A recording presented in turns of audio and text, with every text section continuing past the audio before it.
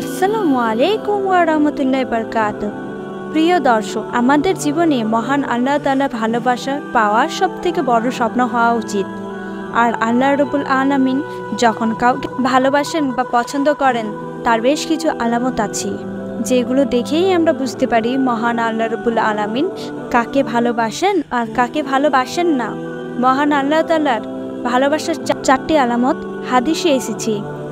আজ সেগুলো নিয়ে আলোচনা করব ইনশাআল্লাহ। শেষ পর্যন্ত আমাদের সাথে থাকুন।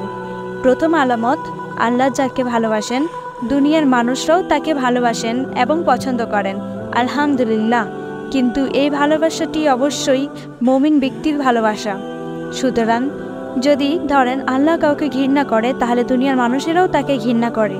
দ্বিতীয় আলামত, মহান আল্লাহ যাকে ভালোবাসেন তাকে বিপদ আপদ দেন, তাকে মুসিবত দেন এবং দুঃখ কষ্ট রোগ বালা দান করে তার ঈমানের পরীক্ষা নেন, যেমনটি আমরা হযরত আইয়ুব আলাইহিস সালামের জীবন থেকে জানতে পারি।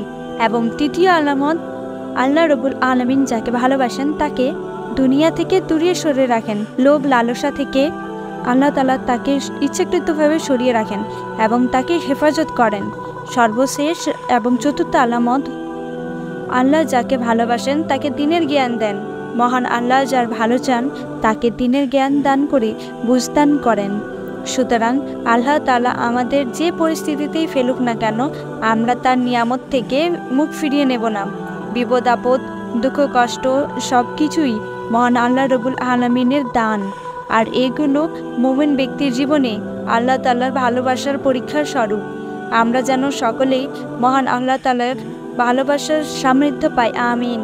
প্রিয় দর্শক, এই ছিল আমাদের আজকের ভিডিওটি ভালো লাগলে অবশ্যই লাইক কমেন্ট ও সাবস্ক্রাইব করবেন এবং আপনার প্রিয়জনদের সাথে শেয়ার করতে ভুলবেন না।